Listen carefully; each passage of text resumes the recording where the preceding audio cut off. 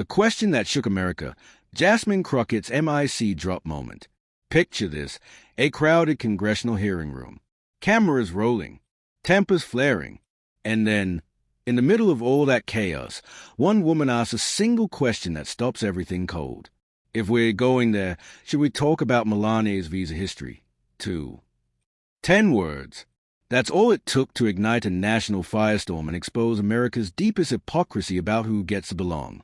The setup: Congresswoman Jasmine Crockett sat calmly in that hearing room, flipping through her papers while Republican painless hurled accusations about real Americans and questioned her loyalty to the country.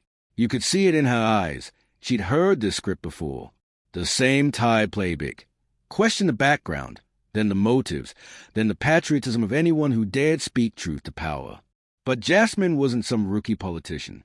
Before Congress, she was a public defender in Dallas, fighting for people the system had already written off. Mothers trying to keep their children.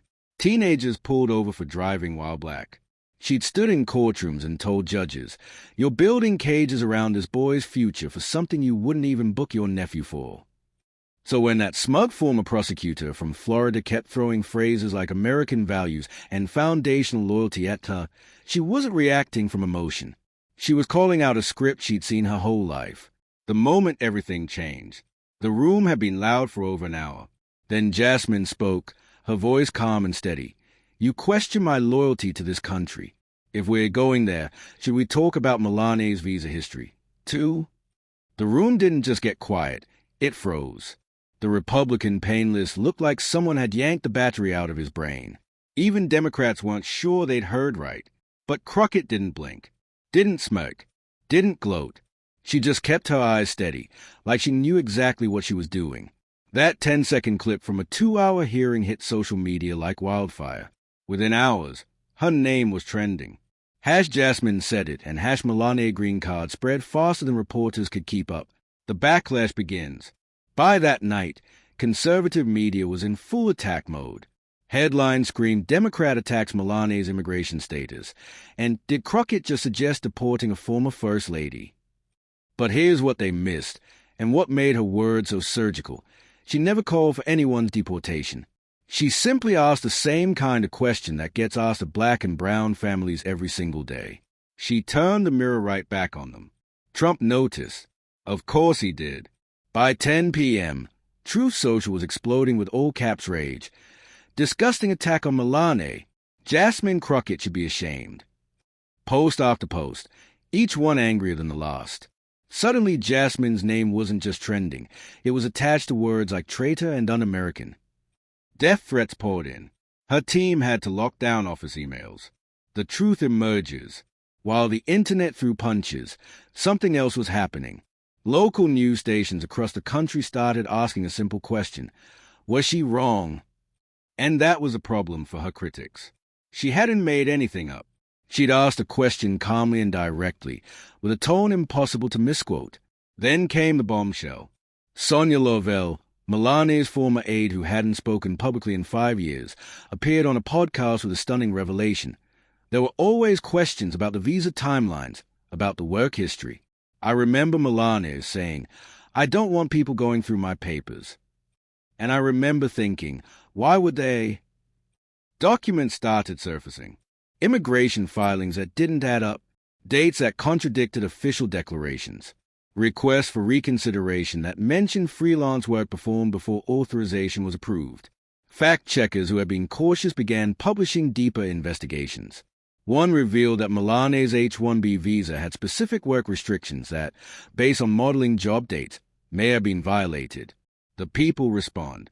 But the most powerful reaction didn't come from politicians or pundits. It came from everyday people who recognized their own stories in Crockett's question. A teacher from El Paso posted a video. "I've had to explain to my third graders why their parents carry certain papers everywhere." Those same kids watched adults get mad because someone questioned how a white European woman came here.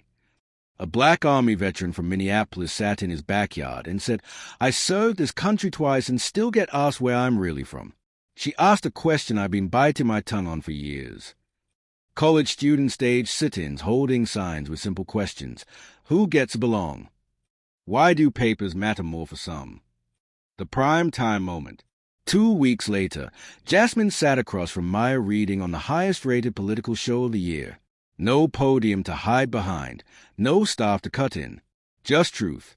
What I said wasn't about her as a person, Jasmine explained calmly. I was talking about what her path represents. How some people are quietly given passes while others are loudly prosecuted. I defended teenagers who got ICE cold on them because of clerical errors. Meanwhile, we're told not to ask questions about inconsistencies tied to powerful figures. Why? The silence that followed hit harder than any shouting match. When Maya asked about her future political ambitions, Jasmine just laughed softly. I didn't say what I said for ambition. I said it because I was tired of watching folks swallow their truth to make other people comfortable. One line from that interview ended up on T-shirts, protest signs, and a mural in Albuquerque. If we are truly one country under law, then we shouldn't need reminders that some people's paperwork gets handled more gently than others' entire lives. The real victory. The aftermath wasn't what you'd expect. Instead of scandal, what emerged was something far more dangerous to the status quo: curiosity. People started asking their own questions about green cards, policy inconsistencies, and who really benefits from discretion. An immigrant advocacy group launched #SameStandard, pushing for equal application of immigration enforcement regardless of wealth or political connection. Crockett's Immigration Transparency Amendment picked up bipartisan support, quietly, of course. Even some conservative commentators who'd called her vile began changing their tune. She may have had a point. Maybe there's a double standard worth discussing. The lasting impact. A few weeks later, Jasmine stood in a high school gymnasium in Baltimore.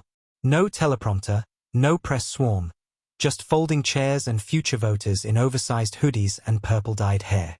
You're going to be told a lot of things about who you are and what you deserve, she told them. Most of the time it won't come from facts. It'll come from fear from folks who need to keep you in a small box because they're afraid of what happens when you start asking real questions. She paused. Let it settle. Asking questions isn't un-American. It's the most American thing there is. As she left the gym, a student handed her a crumpled piece of paper. I used to think I had to stay quiet. Thanks for showing me that I don't. The truth about power. Here's what Jasmine Crockett understood that her critics didn't. Truth doesn't always come out clean. Sometimes it comes out with bruises, but it still comes out. She didn't win by yelling louder or playing dirtier. She won by refusing to let one more lie about loyalty go unchecked.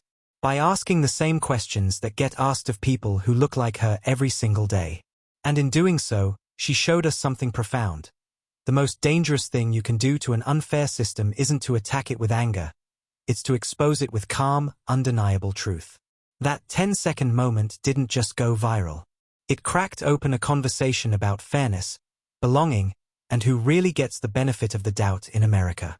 And sometimes, that's all it takes to change everything. Because when someone finally says the quiet part out loud, it's not just about the words. It's about the courage to speak them, and the power of truth to set something in motion.